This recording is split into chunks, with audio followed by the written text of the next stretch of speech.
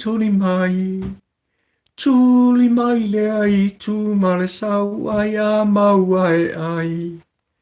Tatou so solaia, ole a sau lelo o matua. Whapea male toia ina e fulu alona papatua. Oi awe awe, oi awe awe, oi awe awe, lenei mala ua tele. Tatou so solaia, ole a sau lelo o matua. Whapea male toia ina e fulu alona papatua. Huhuhu. O te whiwhia lava Samuel o atunu pele. O te toi o whalofa fo i mawhatalo whatu I lau tāpua inga mau. Ia e mai se le malanga whai pēa o tātu atunu ue pei on taunu mai ai. Ia le soifua whalau o oe le Samoa. Ia e mai se foi la o tau au aunal nei. Ia a se le ukako iei le aso fitu.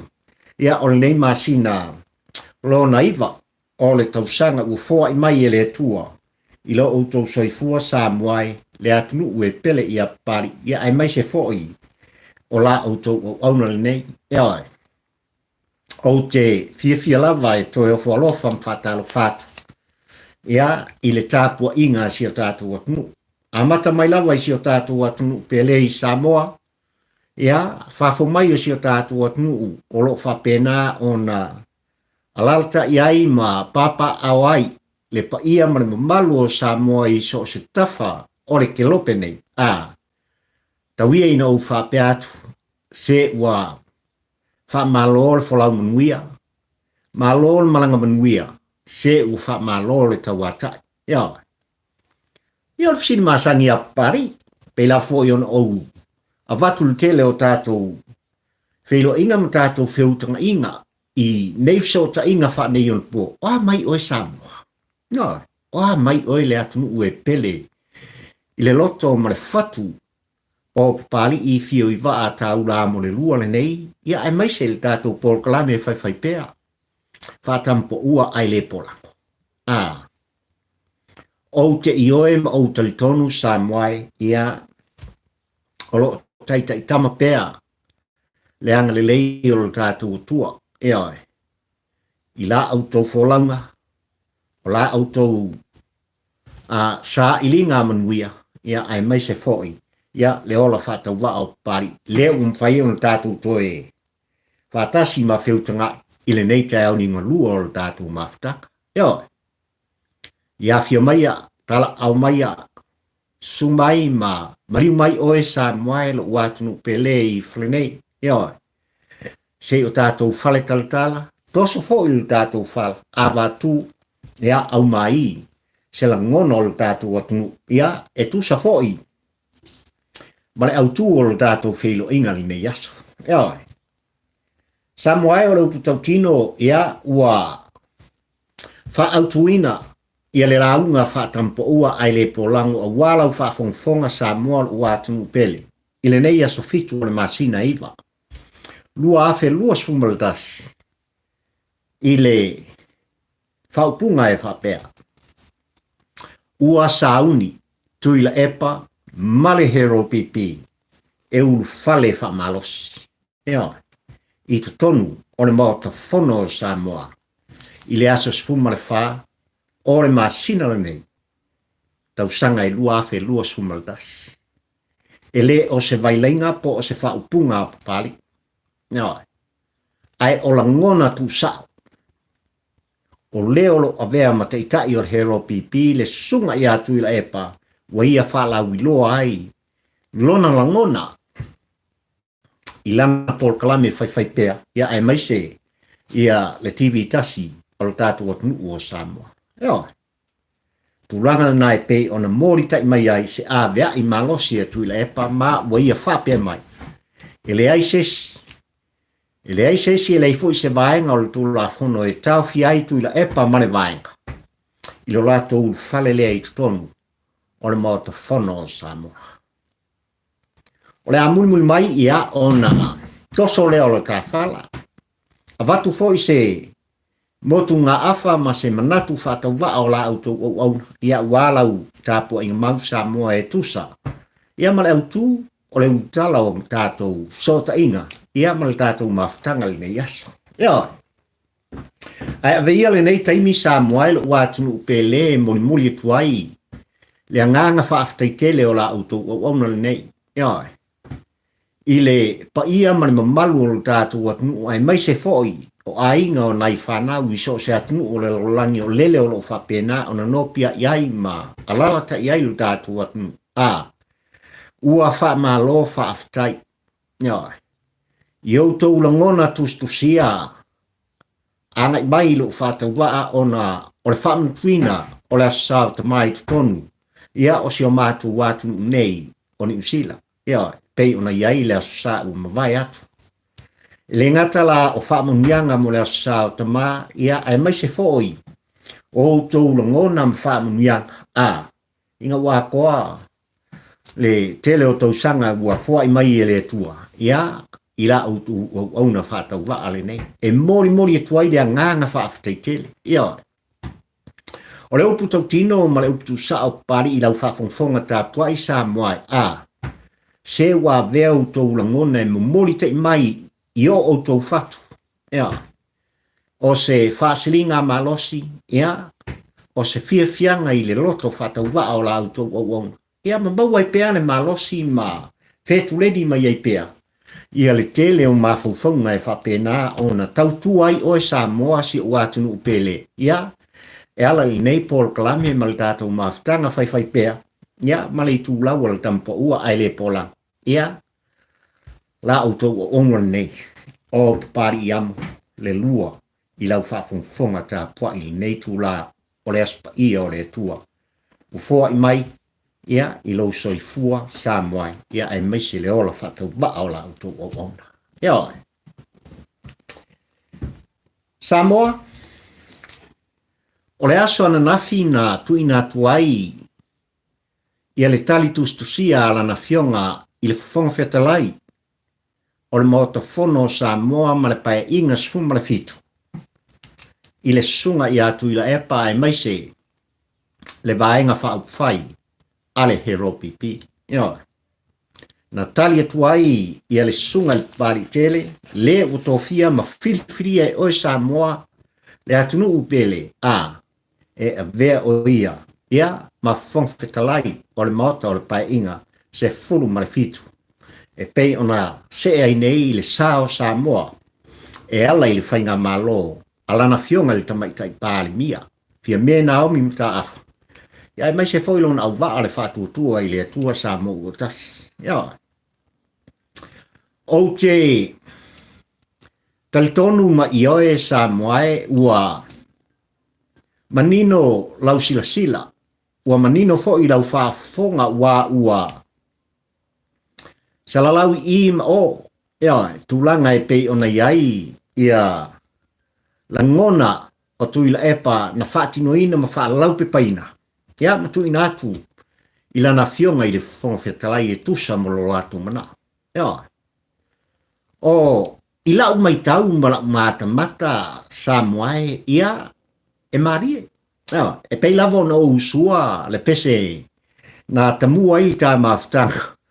Ile nei foi tai au liunga lua, ia o le tūringa le eitu ma le sauai. Ia. E whapena se la ngona o pari i lau whaafonga tā tua i Samoa lo watunu pele. Ia. Ma foi sari pari au whamakalaka. O lele. E sila mio ma mōni maunu nofo le pa ia mani mamalu o Samoa. Ia. Ua foi Samoa ma lau whaafonga tā tua i. O langona o Tuilaepa na tusia ma whaupinai ia ni tusi se lua sa tuinatu i lana fionga i le whongwhitalai e fōlinga mai. O se awea i malos, e fōlinga mai o se whaatonunga malos. E fōlinga mai o lo o upea e Tuilaepa ia le pule ma le paua. Ia, e pei ona ia. Sa afi ai ma se e ai ma Sao whai ai i le maa salafa i tu tonu o le lua sfu tonu tau sa. O le mea o te ata i sa moe malau whaafonga tā pua i le nei tu la. O le tātou maafutanga e falling mai e leo mana malama tu ila e pa. I le pi onga ma le sa onga o na langona. O le winga o le whaamtalanga pali i malau whaafonga tā pua i sa moe. O lai manatu tu ila epa o tole a foa. Whaafisi le sa vea ma fongwhea talai o le mota. I le pae ingas fu ono matua atu. La la volo o sau whai mai o ili tūlanga e pe ona. Sui ai nei ta whainga malo. A wafo e waia whaatonu. A uma o na mili. I ona langona. E pea o le tamai titi tu lou lau whaafonga sa mua pe a ona sa uni e whaise tau loto. O tūlanga o sa pai pae o le whana. A whaingata o na tautala le tamai titi ia o na iai leo le tinapo o le tamai lon tua ma fusi mai ma tamu whai e whai tau loto. A o tua atu o ao ma lima o le tinapo o le tamafua. Se o la iele i ini ma losi le kalinga o le tamai titi. Tautala. E le mwhaina. Ona whai lau o fufou e te whai eile tō nai pe a e le tautala ma whai. Ia le tauloto na whaatonu wai oi. Pe whapena. Ia se tūlanga i lau mata mata. Malau whai tau. I la ngona tustusia o tuila epa. Ua ia tu ina atu. I lana fionga i whongwhitalai o le mota. A siana asana simnia i whapena i tuila epa. Ia se tō wha le moe se wha utautanga. E le ngata o le vaeng wha upwhai al whaatuatua i le tua sa mu o tasi.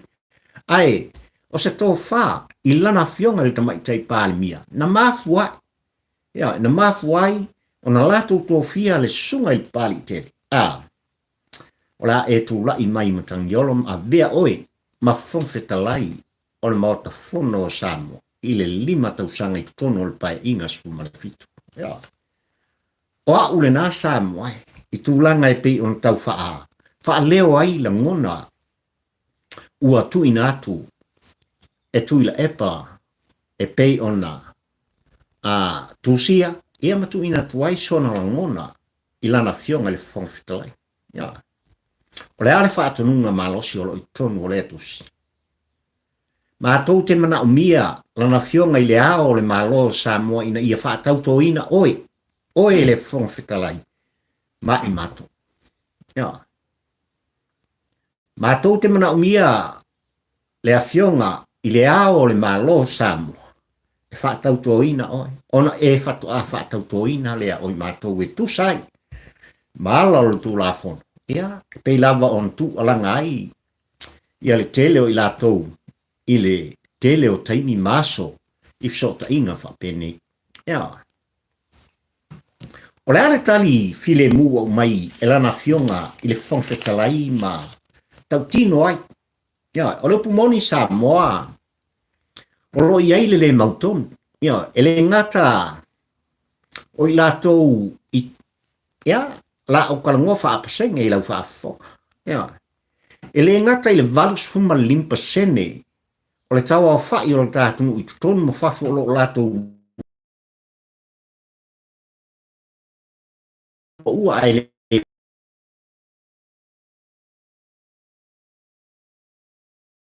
sene o i lātou e lātou te langalo ina le whaatutua i le tua sa mo o tasi.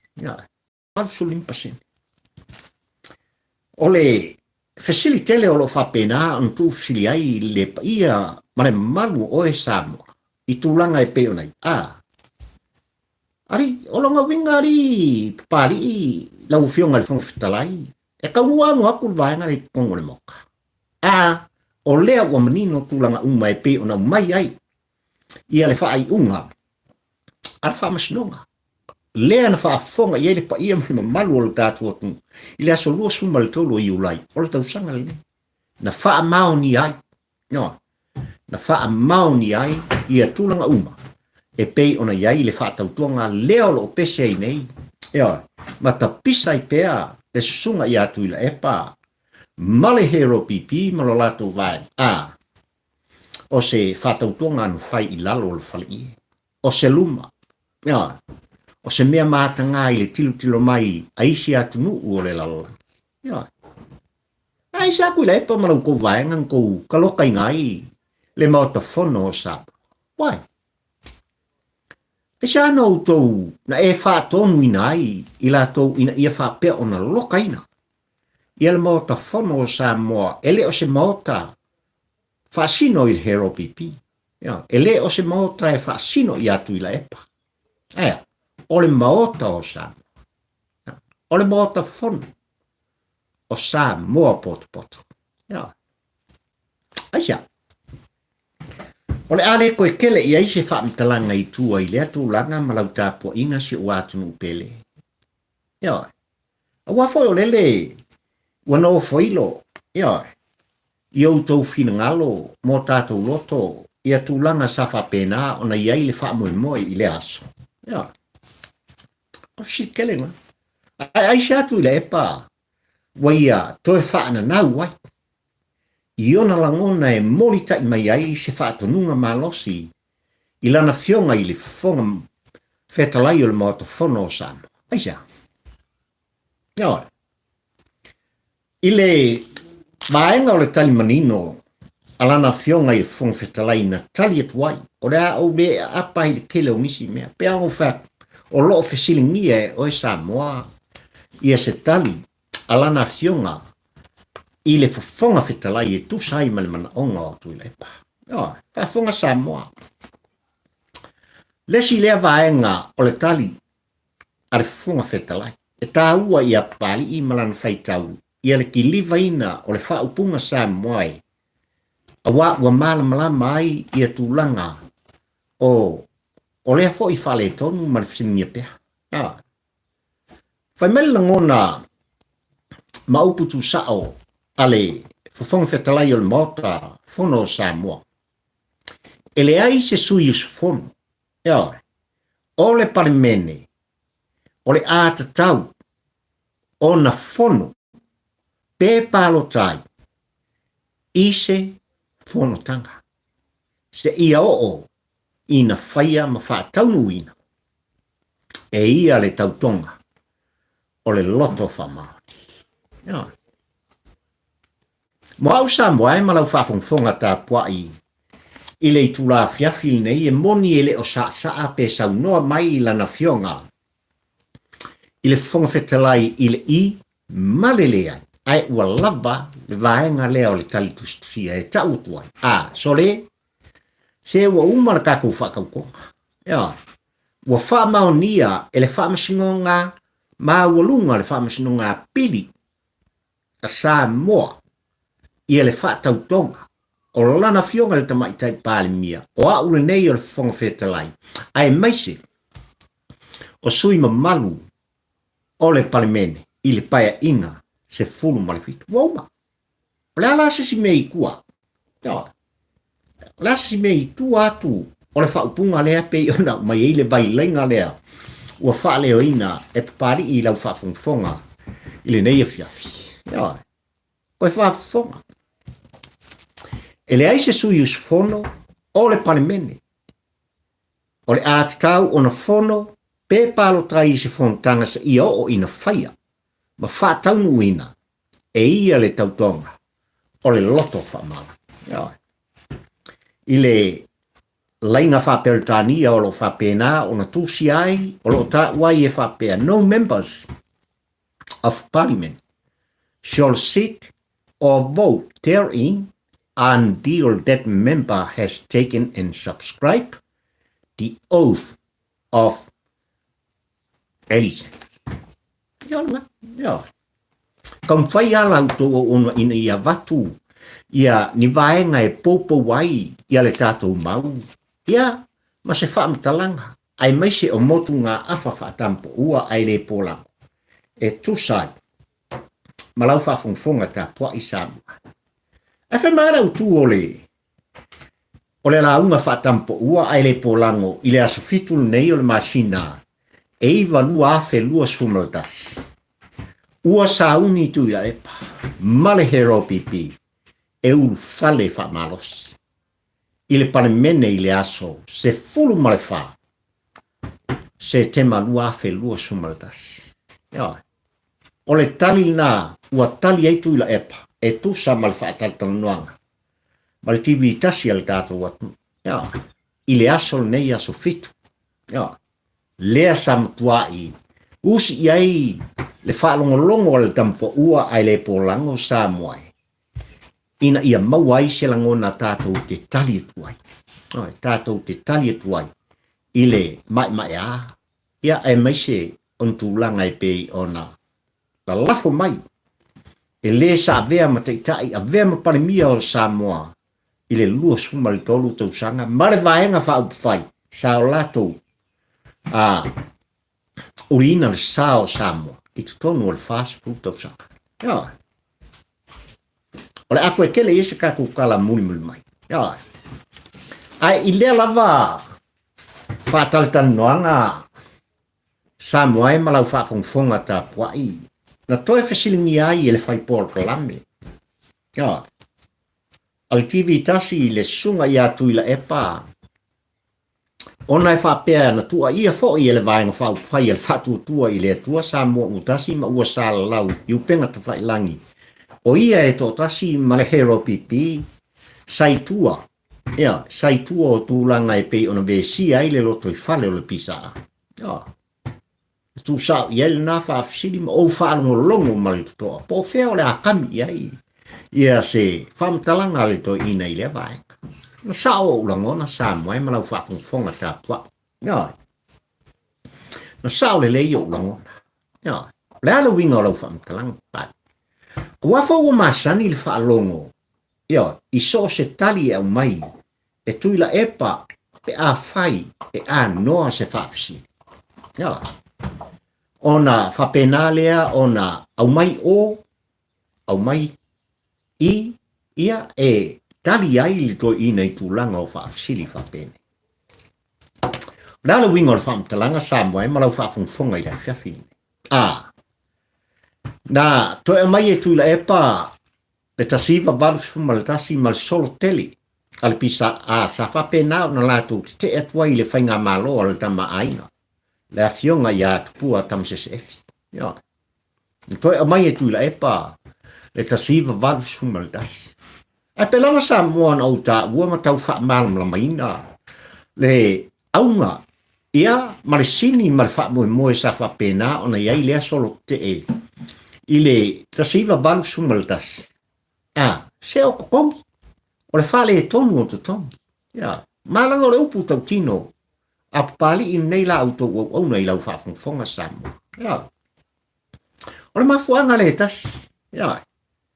Nā lai ona solo te e o tātungata. Ai nā ta mau a inga o Samoa. Ia vai tau sanga e pei ona o tāua. Nā lai ona o whaupuina. Se kamai Samoa le kaimirea. Ia. A whai o tūlanga e pei ona o iai le tau mawhainga. A ia foi whainga malo. Ia vai tau sanga i le tau mawhai mai. O le atina ina o le tātu nuu Samoa. Ka laki ai ngā au se 2 milion. Ia. Ngā laki ai ngā au se 2 milion. Ia tūlanga na o iai le malo si anga o whainga malo ia vai tau. Ia. Samoa. Na toe tā ua fo i e Tuilaepa, ia le tali, na ia au mai ai, ia le vaitau na solo te e ai, ia tu mua ma pule ono i salafai.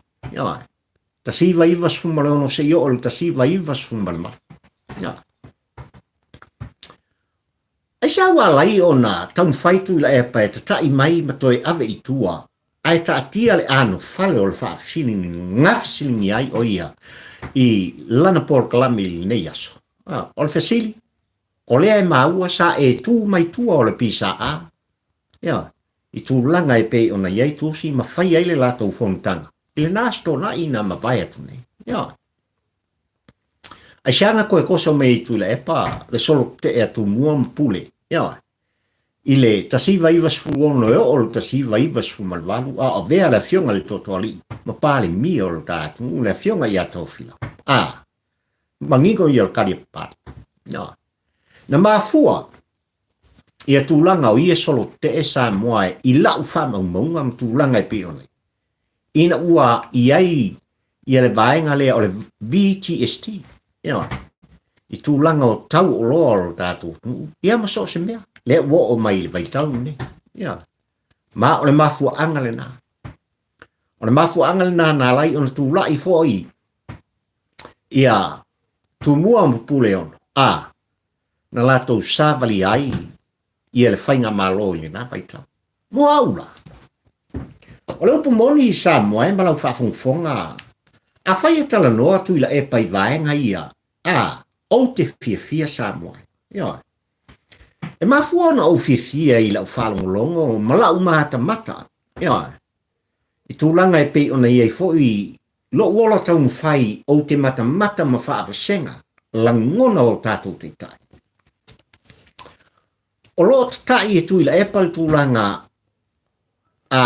e tala no ai ia se vaenga whai lātou te angai ale malo. Ia. O le upu tau tino na. E mamori gai le nganga whaafatai tūlanga e pei ona toi tau mwhai ei Tuilaepa e toi whaafo i lau whaafongfonga tā pua i Samoa. I lesi ova male lua se fulu tau sanga o tua nai. Ia, e koe kau kakai mai ai ia sia lātou amio i le nei vai tau o le soifuanga. Ia. O malelei le whātalu nanga. Ia, ngā le mamori o le nganga whaafatai i a Tuilaepa i tūlanga. E le mawhai e se whainga malo. O na tau fia. Ia, le ai a te tau whaatangata whainga luenga al tātou atu. Ia. Pei ona iai i ale māwhitanga ma le whonutanga. Ia, ale pisa a. Lea ua ta pisa i fo i le nei vai tau aisea. Ia. Aisea ua mafuai ona lātou.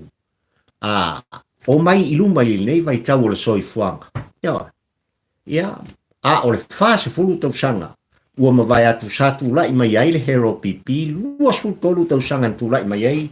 Ia Tuilaepa. Ea vea ma pale mia o le tātu. Se dai ni mea whapenga kupu. Ia. Sa ngā o le paki mapo. Ia. Sa ngā o le paki mapo. Sa ngā o le ngā lulu ea ma tali whamumiaka. Ia. Tali whamumiaka. Ai sa pari ua e kalangoi ngai tūlanga e pe ona iai. Ia ia mea tau whaamalam la mai le whaafungfonga Samoa. Samoa e lupu tau tino pat. O loo matua ia unofo le lei. Ma le anava tau. Ia. Ale whātua tua i le tua Samoa utas. Ia. E le mawhai una tele i eise whaamtalanga ale tampo ua ai le polango ma fuaisa. Mai lava i le whai unga i ulai au kusetemba. Eri a koskol masinga. Talu ona i tutonu. Ia le fionga le sa whapito molon au waa e tai. Ia matau a veina le sa o Samoa. E ala i le tāwhainga malo Samoa. Ia, pero whakweri a kos, se lau kos. Ia, se lau waso ole. O se lau ko wa mio i tuto. Ia, ia ale ngei ua tapisa. Ua lunga lalo langona. Fetongi mai. Ia, tau ai mai. Whaai tua ngai. Ia, a le sa bea. Ia, mapali mia o Samoa le luas futolu tau sanga.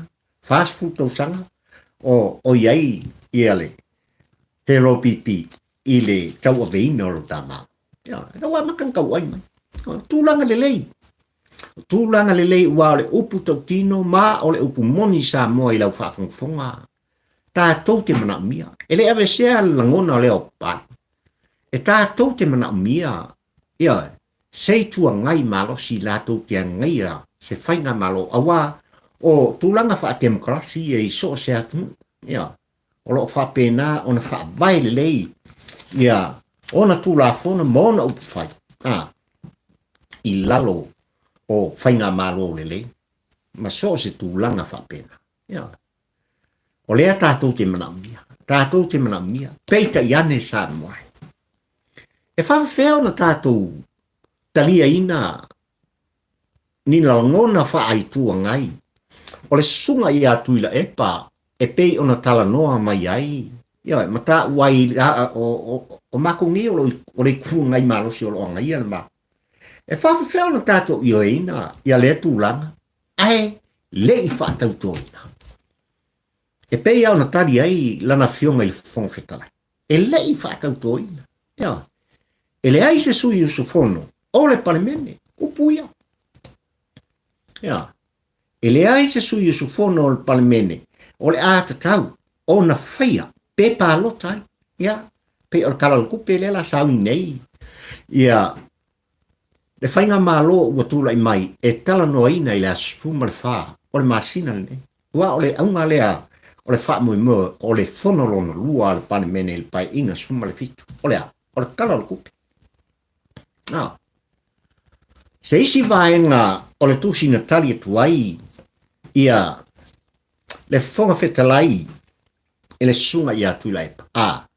Na ia tautino ai o te manatu. Ia, ua outou tauni maina se langona o lana fionga I te maite pālimia. Ia, ua outou tauni maina.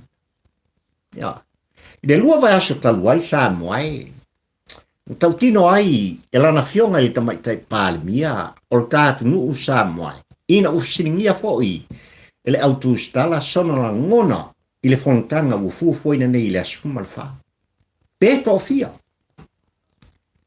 Ni sui o le awha pena, o na ulufale I tutonu o le mota, ma tala noa ina o le talo, ngingo I o le sāsaanga. Ia, alana fionga I te maite pāni. Se ngā lusu lina.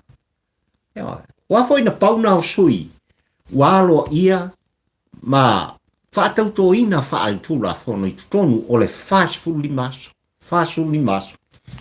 Lea na tautino ai, ia, le solo o le te maite pāni mia, matali tu tau. Ia. Na o le lua sfuma lima ia sui. O le awha pena ona iai I le fontanga lea. Ia. Atonu o tali ia ua sae ai. Ia. Ua sae ai. Ia.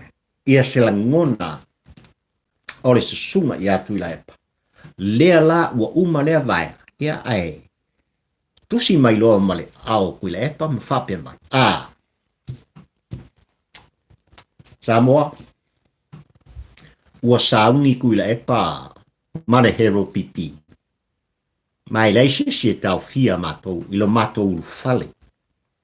I tutonu o le mautafono o Samoa. Ia. O le upu tautino pali I langona whaali o le tātua I tūlanga e pei ona whetoso ina ai I langona whapolitiki Samoa. Samoa, wow. Ma o le upu tautino lana. Samoa o le atunu ua whaakeri siano ina. Ia. Samoa, wata mai ma ua popoto on tangata. Ia. Lale winga o le whamtalanga pa. Poani la ngona tau whawhewhe, poani whaupunga, so ona talafo. Ia, le vata wai o mea nei o upu whai, o malo, ma tūlanga whapolitiki Samoa. Ai o te ioe ma o te litonu. Wana o se la ngona whaalele tari ai, ia le maftianga o le loto. Ia.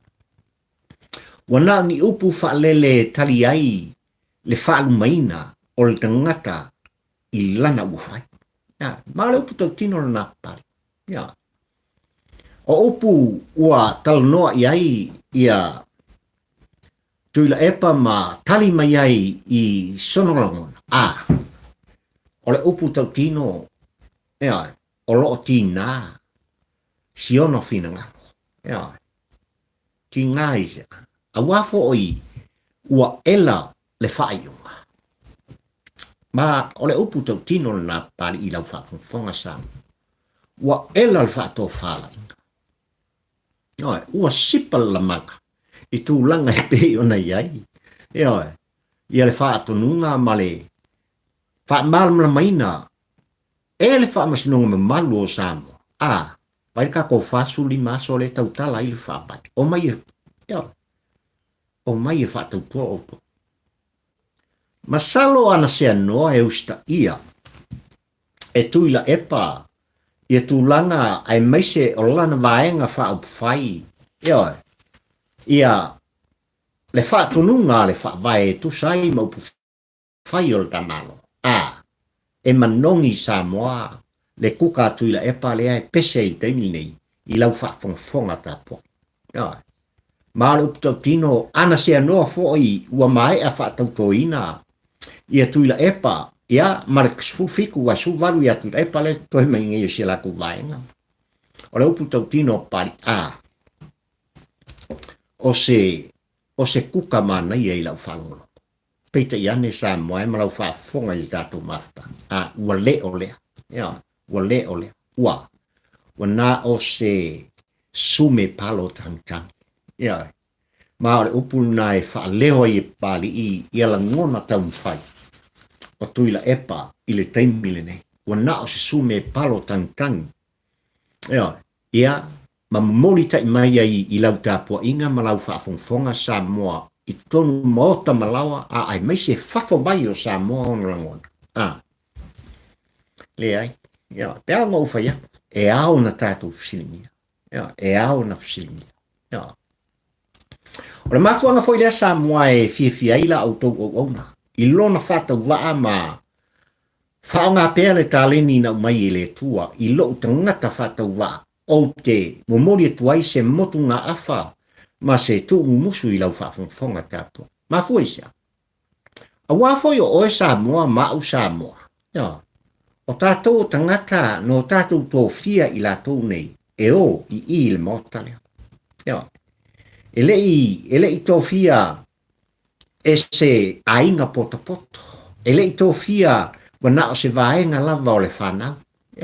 Na tō fia au mai iai le tō whā.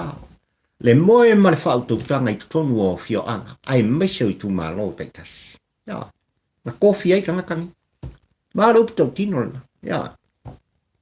O le mafuanga hole na e laina fia pali i. E muli tai le vaai ma le whaalongolongo. I tūlanga e pei ona.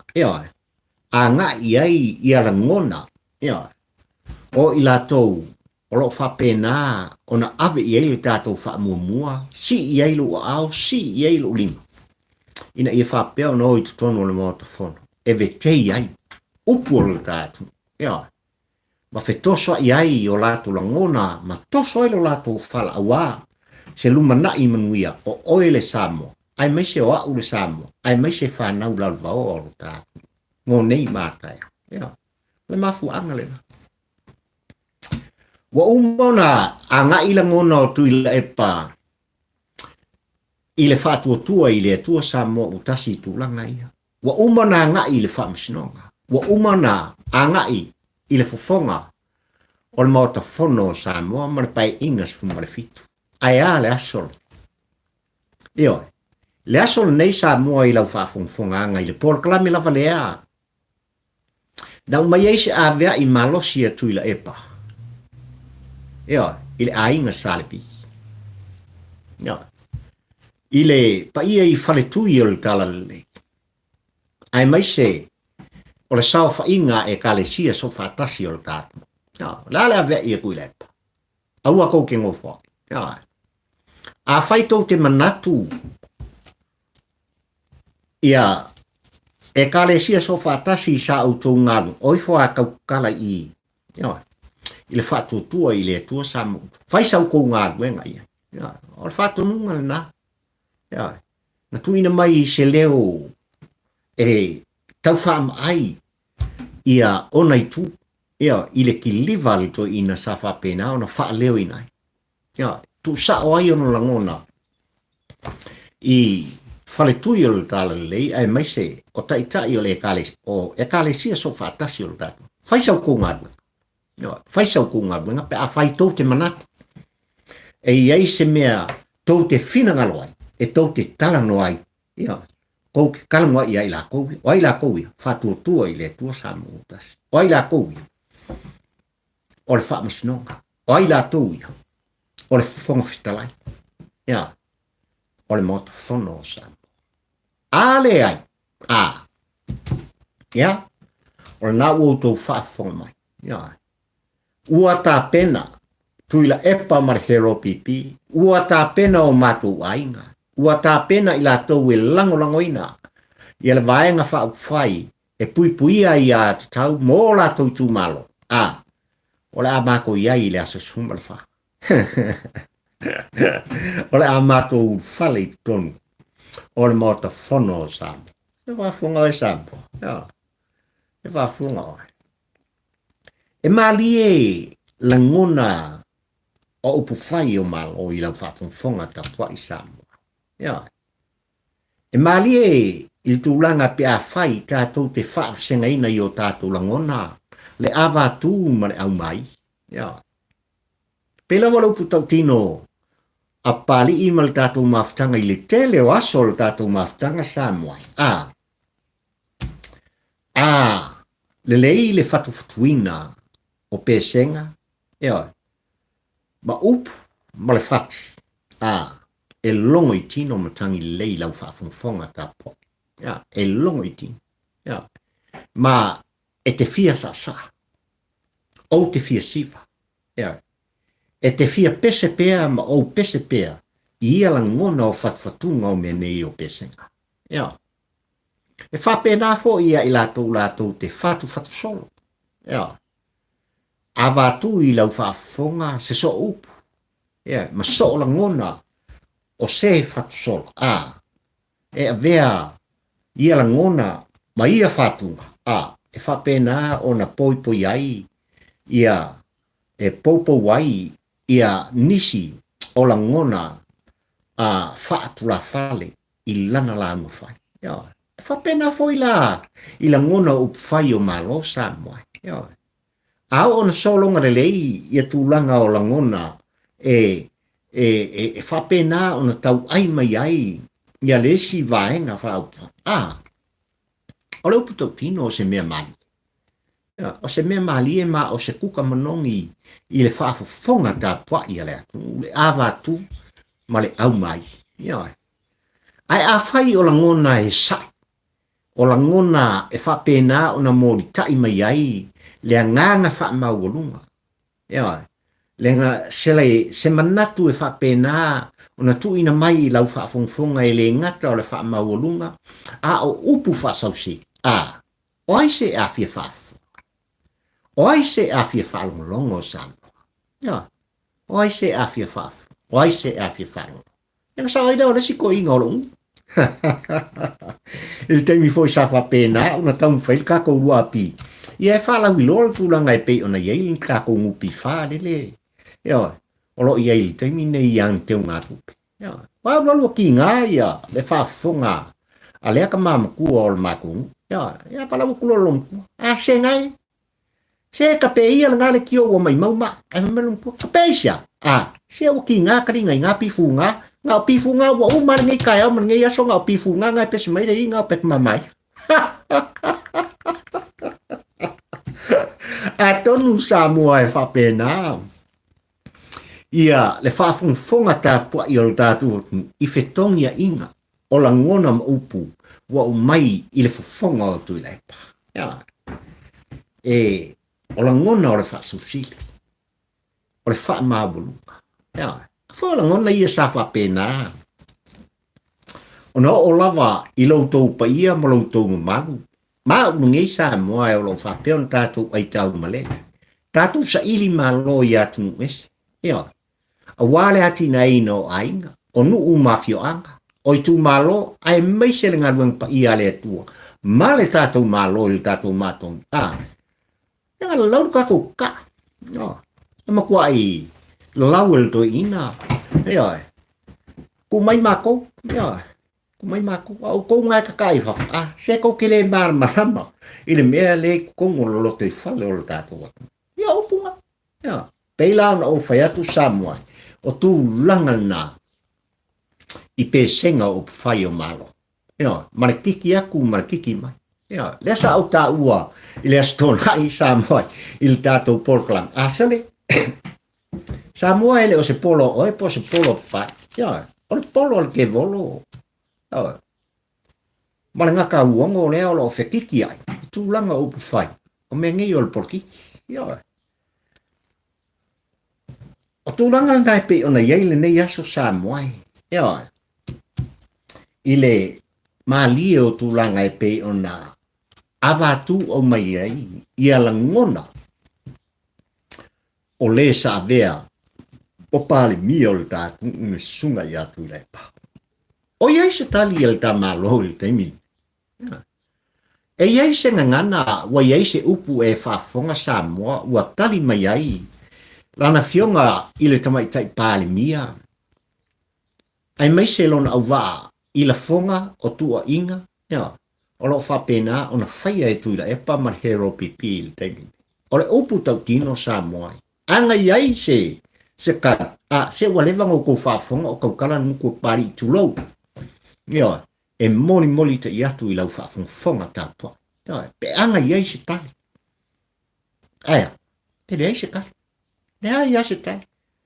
Pau lava le meolo mai tau atu. E pali il nei, ai me se fo i oe Samoa le tātou tāpua inga. O lo tātou turi matai pea, ia le tau mawhai ai o lana fionga i le tamaitai Palemene, ai me se le ainga kāpeneta. Male au waa, ale whaatua i le tua Samoa utas. I le kele o mea o lai, whengumi ka. I tūlanga i tutonu o lo tā malo. Ele whaingo fie, malo upu tau tino le nā. Ele o fai, ele whaingo fie. Ia tūlanga e pei ona iai le ngānu whai. Alana fionga le tamaitai Palemene malona upa. Fas fulu tau sanga. Luas fu tolu tau sanga tūlai mai Palemene Tuilaepa i tūlanga Palemene. Ele whaingo fie. Ele whaingo fie i se vaega whai saulangia e Tuilaepa, ma le tali tonuina e Tuilaepa. O le awha pea o na mkwa ko i lalo, i se ko wha le engo ngofo mai kongo le mauka le ngapa e inga, se fulu mo le ono na umata. Mkwa le kali kongo aku i lepa, wa le tali tongu Tuilaepa, ma o le mafu angalina, ua wha sāpa sui solo ai, ia la ngono le doina, i le nei vai tau i lau wha fonga ta pua i Samoa. O nana winga o lau whamkalang pari au lea ta pua i nofo lau atu. Langa me o le whasa pusui o whainga kuida. Ia whafonga rao i Samoa. Wa o lava i tūlanga e pei ona vesi ai le nei vai asa. Ua tu maua lalo i nai fo i e Tuilaepa. Ia lana fionga i tamaitai Palemene o le tātua nuu ona. O tūlanga e pei ona langa i ai langona o le tātua tunu. I tūlanga i le tama ma le tama, teine ma le teine.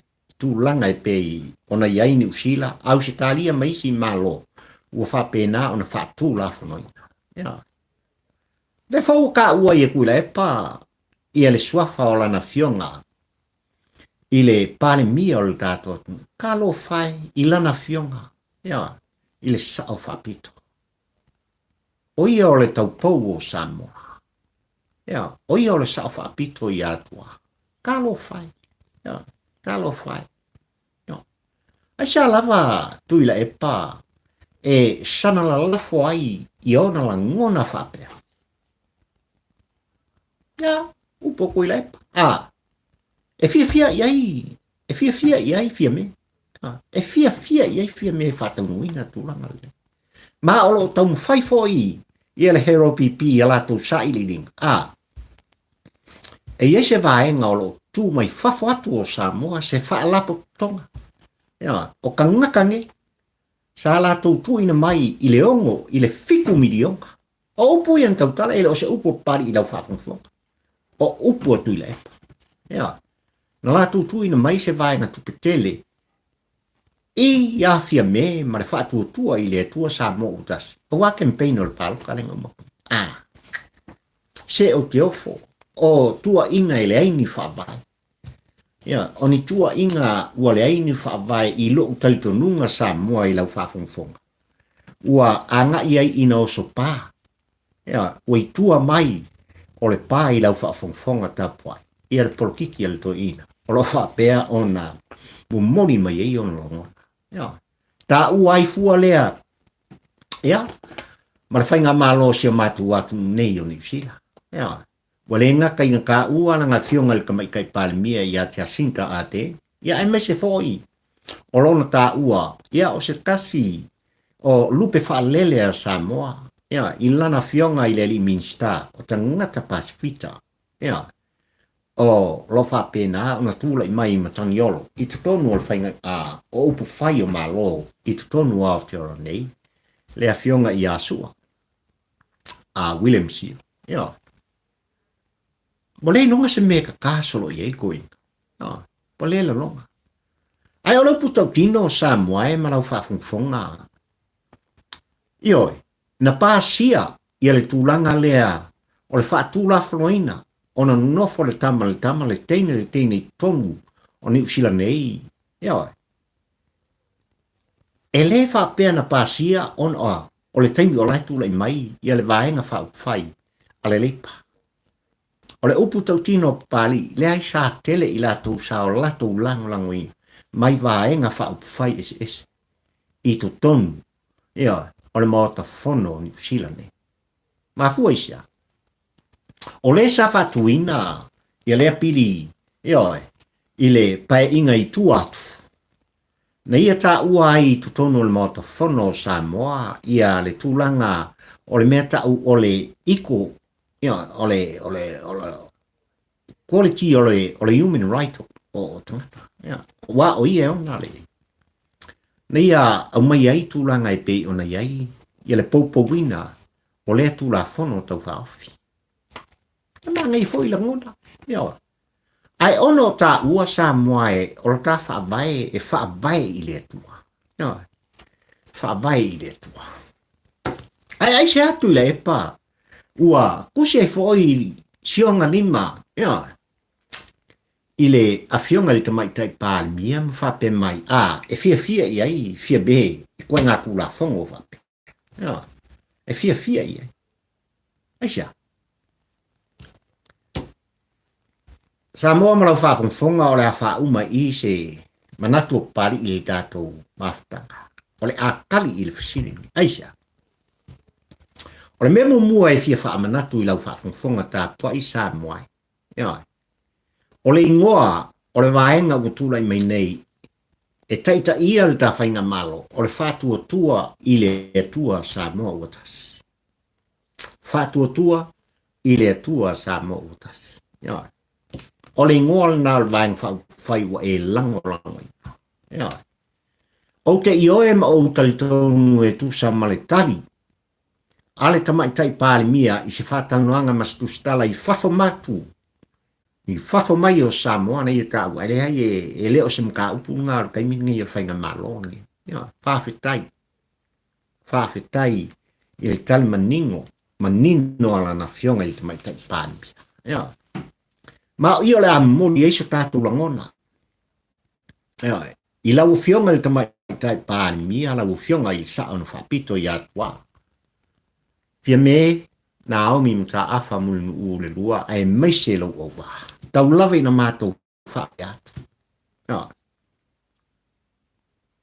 o le ngōlo tātou laenga whau whai o le whātua tua I le tua Samoa utas ia o Samoa e whaavae I le tua o Samoa tangata kerusha ia tau lave na mātou tu atu whape nā I la au tau whafonga mai ni o mātou langona e tu sai man mta upo e pe ono o tau whai e whaila whailo atu Samoa I lau whafonga tāpua ia au wha awel kako a dea ide il tamaitai Palemene ia o Samoa e whaavae ide ia ua whaakevishano ina on tangata mā tātou te ioe mo tātou talitong e malama lo soifua folau Samoa ia maleola tau whai o pari I tala le tusi ia o ngei me unga whape nei matulanga e pe o nā wātu au mai ai se langona o le taitai o le vaenga whai le sunga ia Tuilaepa iai kako kile I vaia pe ua tātou mori mawina fo ua whatau wina ia tūlanga o lo whape nā o na popole iai sona finanga le ua whafonga mai le ua aver kako ko muso I le tamaitai Palemene o le pehal ku muso aua lava ne ia autou ia sea tula fono pe a fai o iai se fufuanga aua lava ne ia autou ia Ia mana tua o le ingoa o la au tau vaenga whaupwhai, o le whatua tua i le tua sa mo o tasi. Ia mana tua le mea nei i lau fionga i le tamaitai Palemia. Ma lou au wa. Ia. Ina o tūlai mai Tuilaepa i le pai inga suma le ono ma lona vaenga i le marusi anga sei o la tau lima. Ma whaatino ina ai ia la fonga ale a inga salivi. Ia. O le ala ngona o to le foa whaafisi o le sa a vea ma fong whetalai o le maota o sa moa i tele o tausang. Ka kofka ngofi le afi. Ia. Ma o i o le awha pena o na tai ai le malosi anga o le HRPP. A wa ufka ngofi le afi. Tau lava ina a watu i ei wha pena se wha manatu sa moa. Ai mai se ia e vaenga wha upwhai al whatu tua i le tua sa mo tasi malo latu te tai. Ma mau, ia ma mau, mau tau fina ngano, ia tu la fono whapea. Ai, sanga ia ai o le tai, i la au tau ngaruen whai. Ia, lo poi tu langa i pe ona iai whai o le tātu, ai mesi o le ta mau a inga o samu. O le ta mau a inga o samu.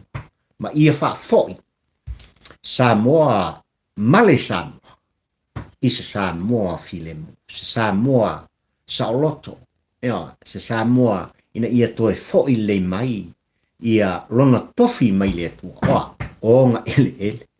Kau ke o iese kako maafutanga i masalo la skofi Samoa, o le a o iai le tal noa, a pali il nei i lau tapu inga mau, i maota malau. Ia la koe whakepa i kako mafukanga. Whakepa le tātou wat nuu i Samoa. I tūlanga e pei ona iai. Ia o tātou ele. Ia lea Samoa kua i kaunu whai iai. Le whainga malo ua umatu le HRPP malo lato teitai. Le makua i ka lepe. Ia ka lepe. Iai pili e tonu. Ia lea ua. Leo koe pō mala e Samoa. Ua o lava i tonu nuu mafio a. Makau kia i lau kapua inga malau wha fonga. Ia mea utula i mai, onga, o pili tau whaofi, lea u whatu lafongaina. Ia, lea u whatu lafongaina. Onga oi, o whainga Tuilaepa, male HRPP. Ia, mantua Samoa, lua afe lua sumalvali nu pasi ai tulanga i ta vale e watu tonu o ni usila nei, ai maise au se tali e feo i ai le mamalu o le atu. Na sila fie le tua le ususu o pali il nei. A wafo ua whawhaingo fie. Ia tūlanga i pe ona iai. Ia ta vale whewa i elu tātuna. No mo mori ele nganga whaaftai tele ia Tuilaepa. Ia, salu ngala lo, sa valia fo i le ala i la tau sa whapena na la tau te e atu i le HRPP. Ai ole mau o pali i ia vai tau sang. Bi ia le tua whawhetai Tuilaepa wa e manatu ia i mātou lima vai. Wa e manatu. Ai ole mea Samoa ole a wha umai nang. Ele ngata ina wha vesi ma wha fia lo uloto.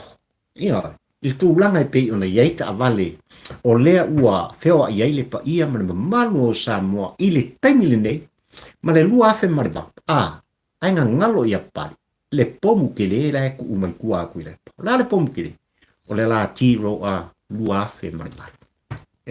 O le a kaku kalangoa i e Samoa. I le ngapo.